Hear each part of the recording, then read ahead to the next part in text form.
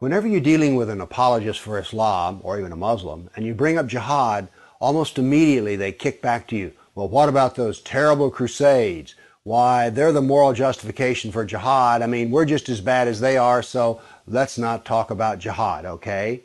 Let's talk about the Crusades. Well, what I would like to talk about here are facts. And it turns out I sat down and put together some work, and I created a database of some 548 battles that Islam fought, jihad battles against classical civilization. And these aren't even all the battles. It really doesn't say much about Africa and India, Afghanistan and all that. It's primarily the battles against the classical civilization of Rome and Greece. So, 548 battles is a lot, and it's too much to even comprehend.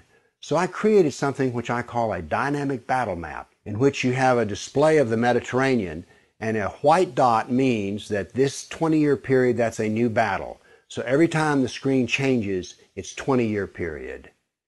The colors white turn to red, and so you can see a history. This may seem a little confusing, but I think when you see it, you'll know exactly what I mean.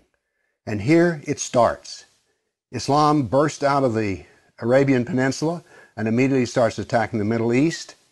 And notice that it doesn't take long until they're crossing the Mediterranean and attacking southern France and Spain. Notice something here. Most people think of Islam, they think of Arabs, they think of desert, and yet here we see that Islam is projecting power throughout the Mediterranean.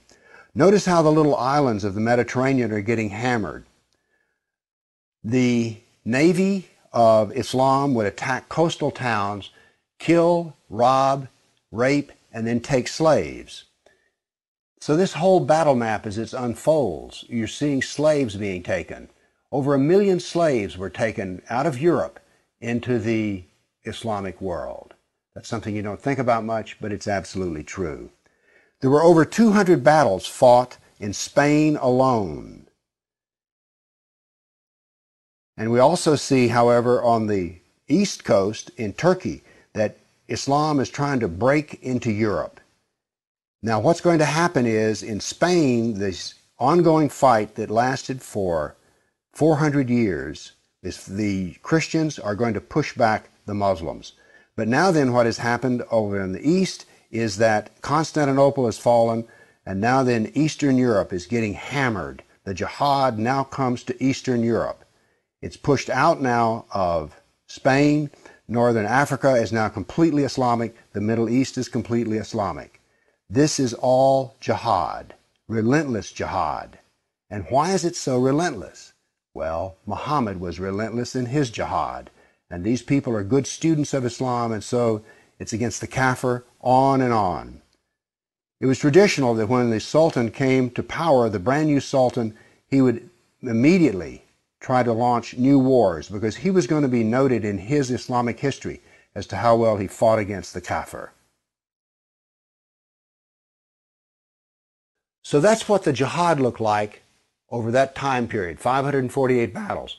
But remember, when you bring up jihad, people want to bring up the Crusades. So I also prepared a dynamic battle map of all the offensive raids of the Crusaders. Let's watch it and make a comparison.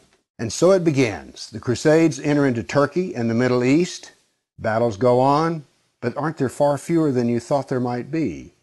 And here we go. The last battles are fought, and that is the end of the Crusades. So now then we can talk about some facts. Yes, there were Crusades, but notice they ended centuries ago, and jihad is being practiced today. Jihad has been with us for 1,400 years. There is no comparison between jihad and the Crusades, certainly not a moral comparison. And when you're looking at the Crusades, remember, in one sense, all of the Crusades were defensive wars. Why? Well, as we saw in the first jihad map, it was Islam that came out of Arabia and conquered the Middle East, a Christian Middle East. And so the Crusaders were trying to free their Christian brothers and sisters from jihad. So there's no moral comparison at all. The motivation of the Crusaders was to free Christians. The purpose of jihad is to enslave the kafir. So the next time you hear somebody talk about, oh, those dreadful Crusades, you've seen some facts about the matter. Why don't you pipe up and tell them you know, you don't really know the matter.